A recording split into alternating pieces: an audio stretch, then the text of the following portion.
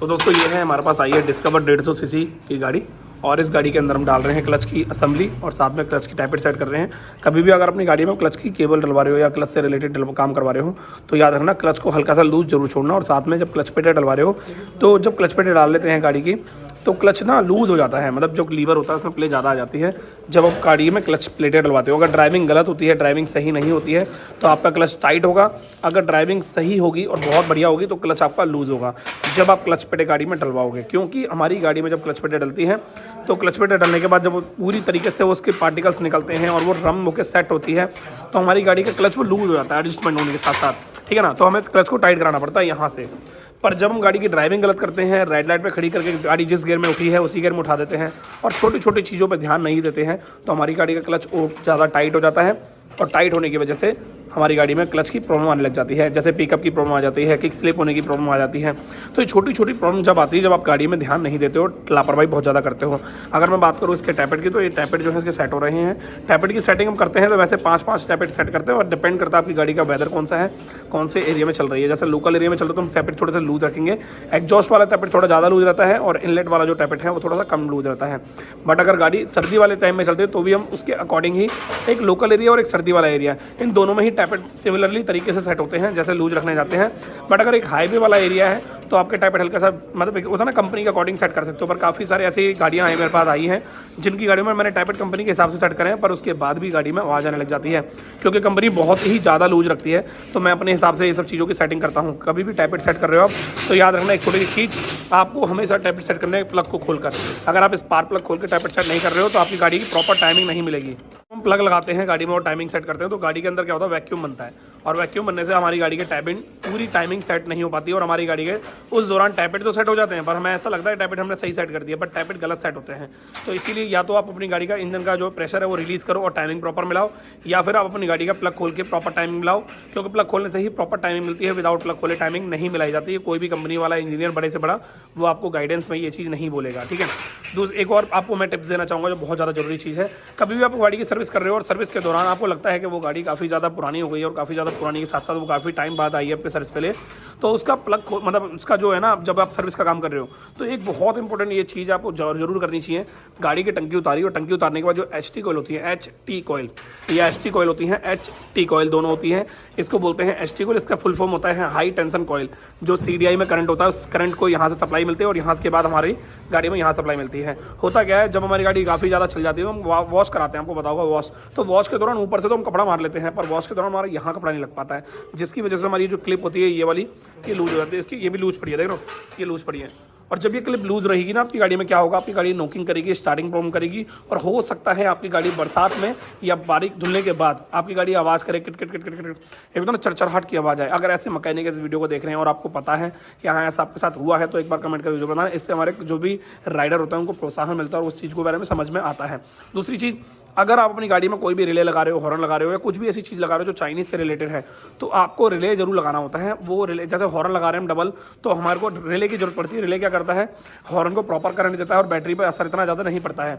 और रिले ज़्यादातर लोग क्या करते हैं लोकल लगा लेते हैं। मैं आपको बता देता हूँ, रिले आप अपनी गाड़ी में पल्सर 220 का जो हमारा नॉट स्टार्ट वाला रिले होता है जो यहाँ लगता है इधर की तरफ बैटरी की तरफ लगता है, वो वाला रिले आप अपनी गाड़ी में लगा सकते हो। यहाँ पर इसने चाइनीज़ रिले लगा रखा है जैसे कि इस वक्त आप देख रहे हो। ये चाइनीज़ रिले तो वैसे मेरे हिसाब से कामयाब नहीं है क्योंकि वॉशिंग के बाद गाड़ी में पानी चले जाता है और रिले पानी की वजह से शॉर्ट हो जाता है और धीरे धीरे आपकी गाड़ी की वायरिंग को भी शॉर्ट करता है और आपकी गाड़ी की बैटरी को भी शॉर्ट करता है। तो ये धीरे धीरे बहुत सारी चीज़ों को जकड़ लेता है। तो इससे बढ़िया है आप मिंडा कंपनी का MINDA मिंडा कंपनी का ओरिजिनल रिले डलवाओ। उससे क्या होगा, आपकी गाड़ी का रिले एकदम परफेक्ट रहेगा और सबसे बड़ी बात रिले वाटर प्रूफ होता है वो वाला। अब इसमें लोकल रिले में क्या होता है, ये वाटर प्रूफ नहीं होता, इसमें दिक्कतें आती हैं, ठीक है। और एक और इंपॉर्टेंट चीज़ बताऊँ आपको सर्विस से रिलेटेड, जब भी आप अपनी गाड़ी की सर्विस करा रहे हो तो सर्विस के दौरान आप अपनी गाड़ी में ये जो कार्बोरेटर होता है ना, इस कार्बोरेटर में ये 2 क्लिप होती हैं, देख रहे होगे आपको, ये क्लिप है और एक क्लिप ये। इन दोनों क्लिप के बोल्टों को टाइट कराना मैं आपको दिखाता हूँ कहाँ से टाइट होती है। क्लिप ये यहाँ पर होती है 2 क्लिप, एक होती है 4 मुखी ये क्लिप, एक होती है ये वाली क्लिप। एक्चुअली में ये 2 क्लिप दी इसलिए जाती हैं जब हमारी गाड़ी में कार्बोरेटर को हम जब गाड़ी स्टार्ट करते हैं। अब देखो यार, चाहे वो कार्बोरेटर वाली गाड़ी हो चाहे वो थ्रॉटल बॉडी वाली गाड़ी हो, कोई सी भी गाड़ी हो, हर गाड़ी पे ये चीज़ अप्लाई होती है। होता क्या है, हमारी गाड़ी में ना जब हम गाड़ी स्टार्ट करते हैं तो हमारी गाड़ी का कार्बोरेटर ऊपर नीचे होता है। जब किसी चीज़ को खींचता है ना इंजन, हवा प्रेशर या पेट्रोल को खींचता है तो उस दौरान गाड़ी के कार्बोरेटर पर बहुत ज़्यादा असर पड़ता है और गाड़ी का कार्बोरेटर लूज हो जाता है। तो लूज होने की वजह से ये रबड़ जो है ना घिसती है, इसका जो रबड़ आप देख रहे हो कोने में, ये रबड़ घिसती है और घिसने की वजह से हमारी गाड़ी का कार्बोरेटर लूज होता है, जिसकी वजह से हमारी गाड़ी में मिसिंग की प्रॉब्लम, स्टार्टिंग की प्रॉब्लम, एवरेज की प्रॉब्लम आती है। अब कॉमन सी बात है, इसको पेट्रोल चाहिए, एयर चाहिए। अब यहाँ से जब लूज होगा तो यहाँ से पेट्रोल भी निकलेगा, एयर भी निकलेगा। काफ़ी सारी गाड़ियों में ऐसा भी होता है कि यहाँ से मट्टी जम जाती है, और जो मट्टी जमती है वो सिर्फ और सिर्फ पेट्रोल की वजह से ही जमती है, आपको शायद मैं बता दूँ। तो उसके लिए आपको करना क्या, सर्विस में ये सब चीज़ें जितनी मैं आपको बता रहा हूँ सारी फ्री होती है, इसमें कोई पैसा नहीं लगता। बस टाइप सेट करने के पैसे लगते हैं, बाकी ये जो क्लिप टाइट करना, ये टाइट करना, इन सबके पैसे नहीं लगते। कोई भी मैकेनिक आपसे पैसे मांगता है उसको मना कर दो साहब कि भाई कोई पैसे नहीं दूंगा मैं, क्योंकि इनके पैसे नहीं लगते। हाँ, टैपेट सेट करने के पैसे जरूर देने हैं आपको, क्योंकि टैपेट सेट करने के पैसे लगते हैं, टंकी उतारनी पड़ती है, कवर खोलना पड़ता है, बॉन्ड लगाना पड़ता है, बहुत सारी छोटी छोटी चीज़ें होती है, मैनेज करनी पड़ती हैं। तो उसमें करना क्या है सर, इसके दौरान ये वाला पेज आपको टाइट करना है छोटा सा, ठीक है, और एक ये वाला पेज टाइट करना है। इन दोनों पेजों को टाइट करके आप अपनी गाड़ी का कार्बोरेटर की और मिसिंग की प्रॉब्लम और साथ में एवरेज की प्रॉब्लम को सुधार सकते हो बहुत ज़्यादा सही तरीके से, ठीक है। और एक और खास बात मैं आपको बता दूं, बहुत ज़्यादा जरूरी, जब भी आप गाड़ी की सर्विस करा रहे हो और आपकी गाड़ी में लगता है आपको बहुत ज़्यादा वाइब्रेशन की परेशानी आ रही है, वाइब्रेशन, तो आपको फाउंडेशन के बोल्ट टाइट कराने हैं। देखो ये वाले, ये जो बोल्ट आपको देख रहे हैं, ये फाउंडेशन खराब हो गया है, देखो ये देखो कट गया है, ये देख रहे हो आप, ये कट गया है। पर ये जो फाउंडेशन कटा है, आप इसको ध्यान मत दो फिलहाल के लिए, इसको तो चेंज करूंगा बाद में भी, ये मिलता भी नहीं है तो इसलिए ऑर्डर पे मंगाना पड़ता है। बट आपको क्या करना है, इनके बोल्ट टाइट करने हैं, इनके ये हो गया, ठीक है, ये वाला बोल्ट हो गया, ये वाला बोल्ट हो गया। तो इनको टाइट करने से होगा क्या, इनकी गाड़ी की जो वाइब्रेशन होती है वो सारी ये फाउंडेशन में जो रबड़ होती है कंज्यूम कर लेते हैं। जैसे कि हमारे छत पे जनरेटर होता है ना, जनरेटर के ठीक नीचे लकड़ी का गद्दा रखते हैं या फिर टायर रखते हैं ट्रैक्टर वगैरह के, तो वो क्या करते हैं, वो छत के ऊपर इतना प्रभाव नहीं डालते, वो टायर ही कंज्यूम कर लेते हैं उस वाइब्रेशन को, जनरेटर की उस भारी वेट को, उस भारी प्रभाव को। तो ऐसे ही हमारे इंजन में ये चीज़ दिए गए होते हैं और इनका भी आपको ध्यान देना पड़ता है। और साथ में एक चीज़ और, साइलेंसर के बोल्ट भी आपको सर्विस में टाइट करने होते हैं, बहुत ज़्यादा जरूरी चीज़ होती है वाली। हॉर्न की क्लिप भी आपको टाइट करनी होती है। ये छोटी छोटी चीज़ें आपको बहुत ज़्यादा ध्यान देनी होती है, खासकर जो गाड़ी की ड्राई होती है बैटरी, जिसमें बैटरी के अंदर पानी नहीं लगता, उस पानी के अंदर, बैटरी के अंदर आपको क्या करना है, यहाँ पर आपको बोल्ट टाइट करना है, ना कि यहाँ पर ग्रीस भरनी है। काफ़ी सारे लोग हैं जो बहुत बड़ी बेवकूफ़ी करते हैं मैकेनिक, वो ग्रीस भर देते हैं यहाँ पर। अरे भाई मैं बता देता हूँ, ड्राई बैटरी में ना ही ग्रीस लगती है, ना ही पेट्रोलियम जेली लगती है। यहाँ पर सिंपल बोल्ट है, यहाँ पर टाइट होते हैं और होल का सा WD-40 लग जाए, उसके अलावा इसमें कुछ ऐसा खास नहीं होता है। अगर आपकी गाड़ी वाटर वाली है, पानी वाली बैटरी है, तो आप अपने काम कर सकते हो, यहाँ पे पेट्रोलियम जेली का इस्तेमाल कर सकते हो। अगर आपके पास पेट्रोलियम जेली नहीं है तो अब घर में आपके वैसलीन होगी, सर्दियों में जो होठों पे लगाई जाती है वैसलीन, उसको एक्चुअली में उस वैसलीन के पीछे देखना, उसमें लिखा होता है पेट्रोलियम जेली, वो पेट्रोलियम जेली ही होती है, वो आप यहाँ पे बैटरी पे यूज़ कर सकते हो। 20 रुपये की डिब्बी आती है, आप आराम से अपनी गाड़ी की 2000 रुपये 1000 रुपये की बैटरी बचा सकते हो। बाकी एक खास और बताओ, अगर आपकी गाड़ी में लगता है आपको पीछे की तरफ जब 3 बंदे बिठा रहे हो, आप प्रॉपर तरीके से आपको काम नहीं कर रहा है, सोकर या दिक्कत आ रही है, तो आप यहाँ से सोकर भी एडजस्ट कर सकते हो। ये सब चीज़ें, जितनी भी छोटी छोटी चीज़ें बता रहा हूँ, सब फ्री होते हैं, इसमें कोई पैसे नहीं लगते हैं।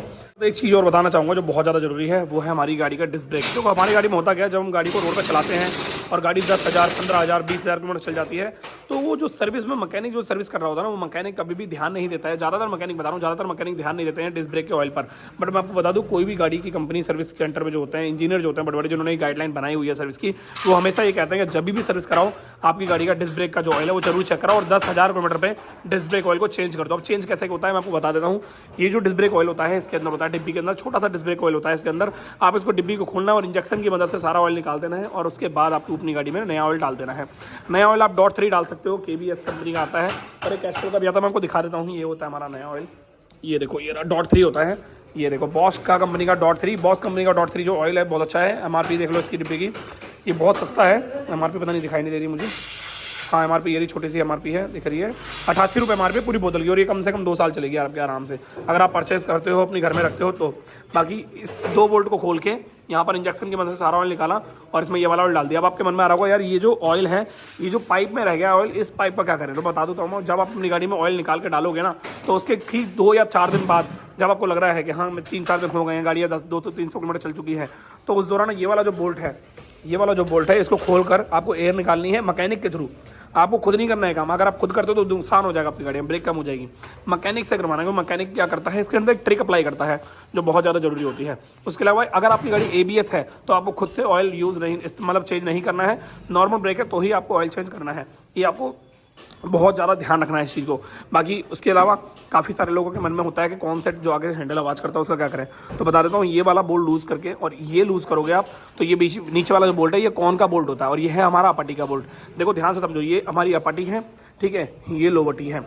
जब हमारी गाड़ी के हेड में आवाज़ आती है आगे से, तो हमारी गाड़ी की अपटी आवाज़ नहीं करती, हमारी गाड़ी की लोवटी आवाज़ करती है, क्योंकि इससे तो गोलियां होती हैं। अब जब ये ऐसे करके मूव होगा ना, ये इस तरीके से, तो इसके अंदर जो गोलियां होती हैं ये बहुत ज़्यादा लूज हो जाती हैं। तो हमें क्या करना है कि इसके अंदर ये वाला बोल्ट उससे अपटी का, और उसके बाद लोवटी को हमें नीचे आ जाती है, लो बट्टी जब नीचे आएगी तो ऊपर नीचे करेगी, ठीक है, जब हम गाड़ी के ब्रेक मारेंगे तो हमें क्या करना है, लो बट्टी को ऊपर करना है। ऊपर करने के लिए क्या करना पड़ेगा, ये वाला जो बोल्ट है ये टाइट करना पड़ेगा। इसको बोलते हैं कॉन को सेट करना।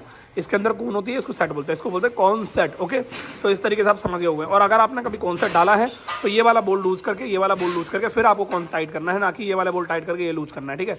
इसका आपको ध्यान रखना। बाकी ये वीडियो में इतना ही। बाकी ये वीडियो कैसे लगे एक बार बताना जरूर कमेंट करके। मिलते हैं आपसे नेक्स्ट वीडियो में। Thank you so much, bye bye, take care.